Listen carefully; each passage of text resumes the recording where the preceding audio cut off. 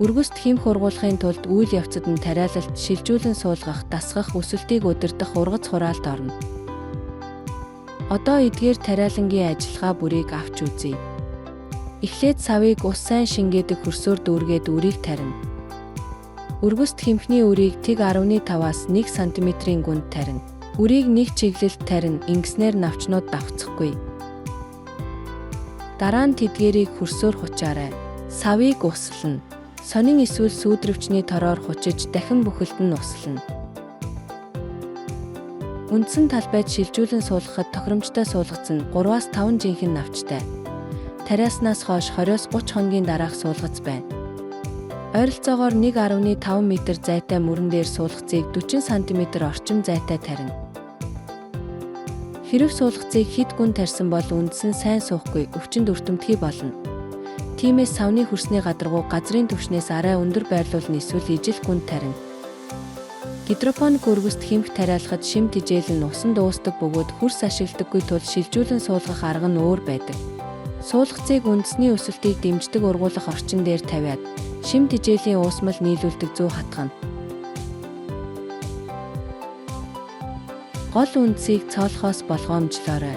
2 суулгацыг дасгах чиглэлийн дагуу эсрэг чиглэлд харуулан тарина. Өргөст хэмхийг дасгах янз бүрийн аргуудын дундаас бид чиглүүлэгч утас ашигладаг аргыг авч үзэх болно. Ишийг чиглүүлэгч утасны нэг чиглэлд дээш нь ороож дасгана.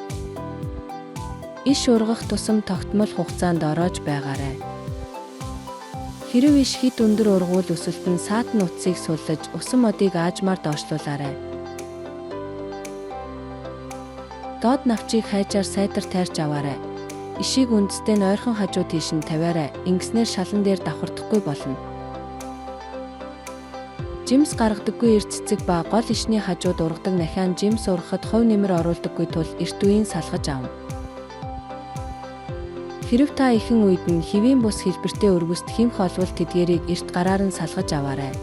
Өвчтэй ургамлыг олвол гар хүрэлгүй, гар дамжин халдварлахаас сэргийлж перми эзэн тусгайлан мэдэгдэнэ.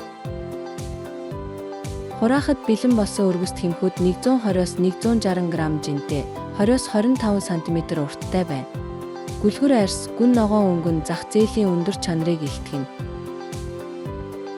Үүнийг ишнээс нь худаг эсвэл хайжаар хайжилж аваад ишнээс нь ойролцоогоор 1 см үлдээнэ.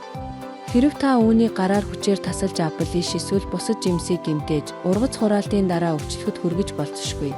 Өргөст хэмх амархан нэцэрдэг тул зөөлөн харьцах ёстой. Өрөөний температурт хурдан хатдаг тул 10-аас 13 хэм орчим сэрүүн газар хадгалах хэрэгтэй. Энэ нь хөдөө аж ахуйн ажилтнуудад зориулсан таримал тус бүрийн технологийн заавар байлаа. Баярлалаа.